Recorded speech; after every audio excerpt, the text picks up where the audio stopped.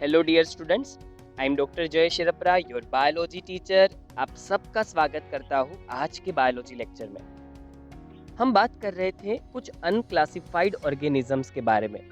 हमने previous lecture में viruses के बारे में पढ़ा और आज वायरसेस जैसे ही कुछ और हम अनक्लासिफाइड ऑर्गेनिजम्स के बारे में पढ़ने वाले हैं। कहीं ना कहीं ये अनक्लासिफाइड ऑर्गेनिजम्स एक मिस्ट्री है बहुत बड़ी। इनको कहीं पर भी क्लासिफाइड नहीं किया गया।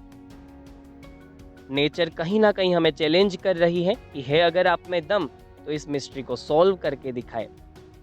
वायरोइड्स के बारे में हम सबसे पहले समझने वाले हैं आज। चलिए शुरुआत करते हैं।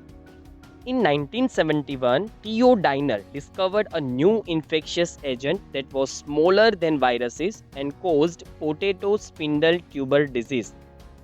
1971 में डाइनर ने पोटैटो के अंदर एक डिजीज को ऑब्जर्व किया, जिसमें आप देखिए फिगर के अंदर पोटैटो का जो शेप वो ट्यूब जैसा हो जाता है।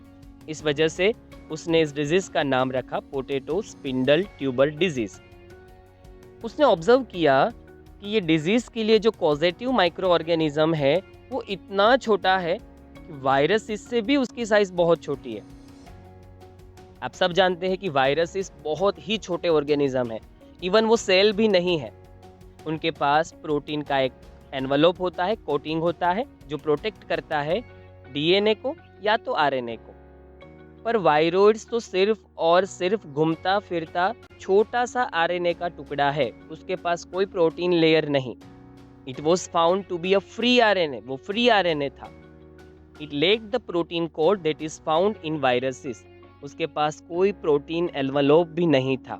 हेंस द नेम वायरोइड्स, इस वजह से उनका नाम वायरोइड्स रखा गया। The RNA of the viroid was of low molecular wait.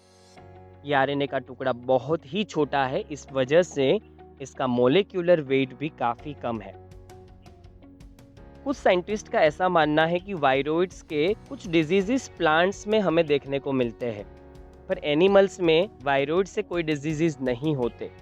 जबकि कुछ साइंटिस्ट का ग्रुप ऐसा मानता है कि वायरोइड्स की वजह से ह्यूमंस के अंदर अल्जाइमर नाम का डिजीज होता है। अल्जाइमर डिजीज का मतलब है भूलने की बीमारी। आप गूगल पे अल्जाइमर के बारे में ज़्यादा सर्च कर सकते हैं।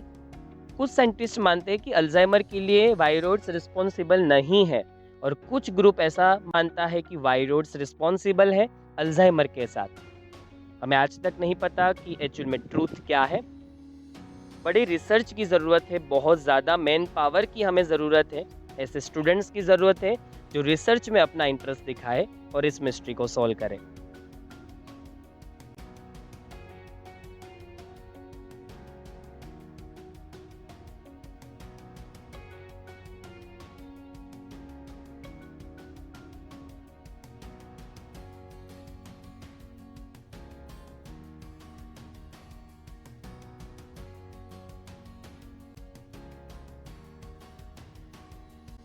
लाइकेन्स, कुछ लोग लिचेंस भी प्रोनाउंस करते हैं।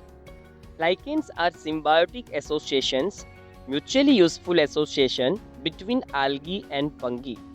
आल्गी और फंगी के बीच का ये एक ऐसा रिलेशनशिप है जिसमें दोनों को प्रॉफिट होता है। आप ऐसा भी कह सकते हैं कि लाइकेन्स जो है वो एक्चुअल में आल्गी और फंगी की एक बेस्ट फ्रेंडशिप, जो अनब्रेकेबल फ्रेंडशिप है, उनका एग्जाम्पल है।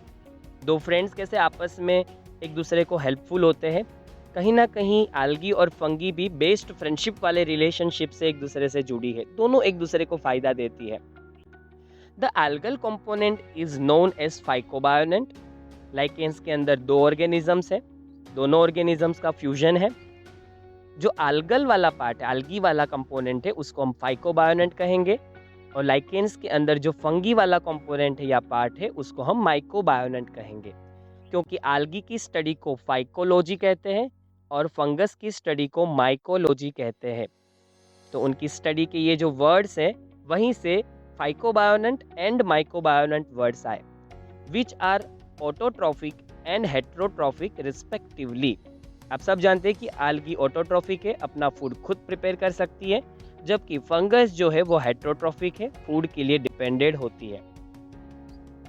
ये ऑर्गेनिज्म जो है वो फंगस और आल्गी का मिक्सचर है, इसलिए ना इसको आप फंगी कह सकते हैं ना आप इसको आल्गी कह सकते हैं। ना आप इसको प्लांट किंगडम में algae के ग्रुप में रख सकते हैं, ना तो आप इनको फंगस किंगडम में रख सकते हैं। और कहीं ना कहीं इसी रीज़न से लाइकेंस को कहीं पर भी क्लासिफिकेशन सिस्टम में क्लासिफाइड नहीं किया गया।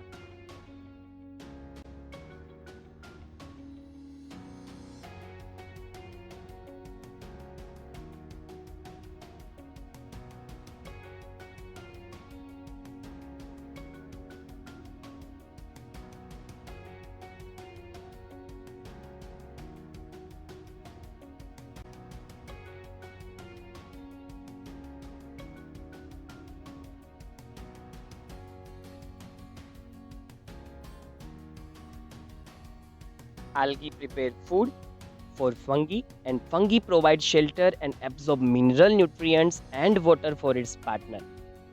algae अपना खाना खुद बना सकती है क्योंकि वो फोटोसिंथेसिस करती है, तो वो फंगी के लिए भी फूड सप्लाई करती है। और फंगी बदले में क्या हेल्प करती है अपने पार्टनर को? फंगी प्रोवाइड शेल्टर, वो शेल्टर प्रोवाइड करवाती है, and absorb mineral nutrients and water for its partner. Fungus का स्ट्रक्चर हाइफे शो करता है, फिलामेंटस स्ट्रक्चर होता है।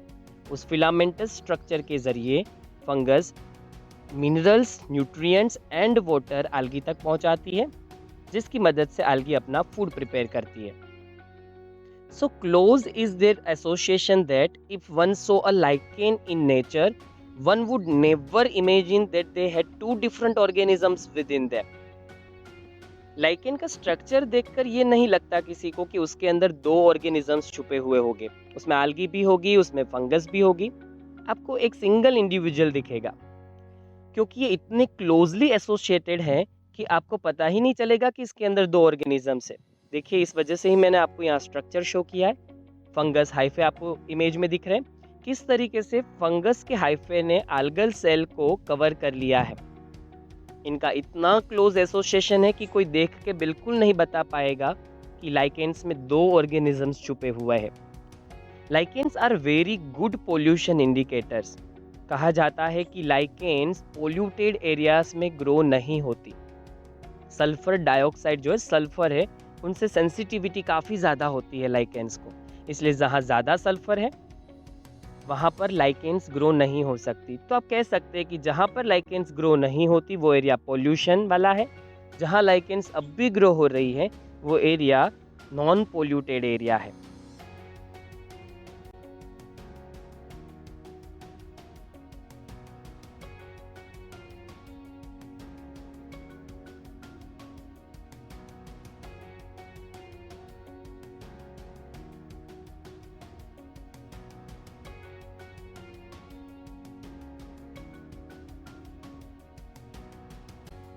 प्रायोन्स, ये आपका एक्स्ट्रा टॉपिक है। कुछ लोगों की बुक्स में प्रायोन्स है, कुछ लोगों की बुक में प्रायोन्स का टॉपिक नहीं दिया है।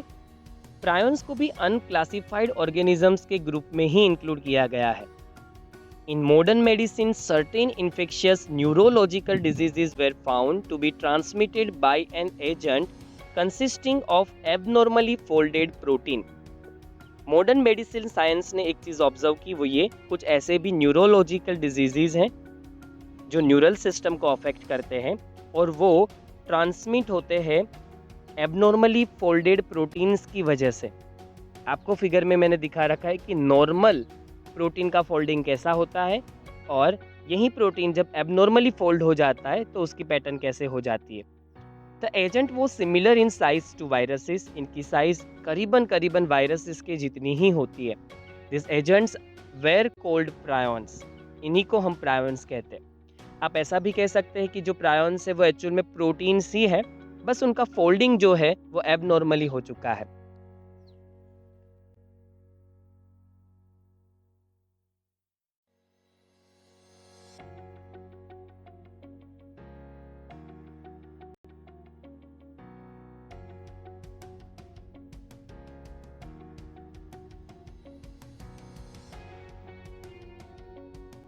The most notable diseases caused by prions are bovine spongiform encephalopathy, short में BSE भी कहते हैं, commonly called mad cow disease in cattles. Cattles के अंदर प्रायोन्स के जो डिजीज होते हैं उनमें सबसे कॉमन है बोवाइन स्पॉन्जिफॉर्म एनसेफेलोपैथी। इस डिजीज को ऐसा नाम क्यों मिला?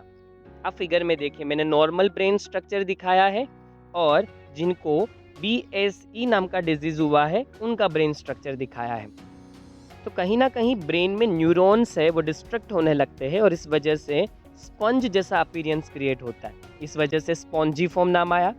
एनसेफेलो वर्ड ब्रेन से जुड़ा हुआ है, जैसे ब्रेन के अंदर से जो वेव्स होते हैं उनके ग्राफ को हम एनसेफेलोग्राम कहते हैं। ब्रेन के अंदर इन्फेक्शन होता है तो एनसेफेलाइटिस कहते हैं। तो एनसेफेलो का मतलब होता है रिलेटेड विथ ब्रेन।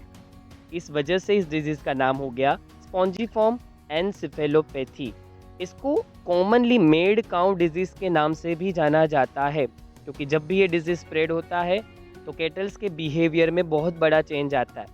इसका एक वेरिएंट भी है, it's analog variant CR Jakob disease CJD in humans. Humans के अंदर प्रायन CR जैकोब नाम का डिजीज कर सकते हैं। मैं आपको एक चीज़ बता दूं, इस डिजीज़ का फ़िलहाल हमारे पास कोई भी क्योर नहीं है। कहीं ना कहीं इसके सिम्टम्स जो है वो अल्जाइमर जैसे दिखते हैं, इंसान धीरे धीरे चीज़ों को भूलना शुरू कर देता है, पर हमारे पास इसका कोई परमानेंट क्योर अवेलेबल नहीं है। ऐसा माना जाता है कि जिन कैटल्स को स्पॉन्जिफॉर्म एनसेफेलोपैथी नाम का डिजीज़ होता है, अगर उनका मीट हम पका के ना खाए, कच्चा खाए, प्रॉपरली कुक्ड ना हो अगर वो मीट, तो वो अनफोल्डेड प्रोटीन्स हमारी बॉडी में एंटर हो जाते हैं और उनसे CR जैकोब डिजीज़ होता है। प्रायंस के बारे में हम बहुत ज़्यादा जानते नहीं हैं, अभी भी रिसर्च की ज़रूरत है कि प्रायंस को हम बेटर वे में अंडरस्टैंड कर पाए।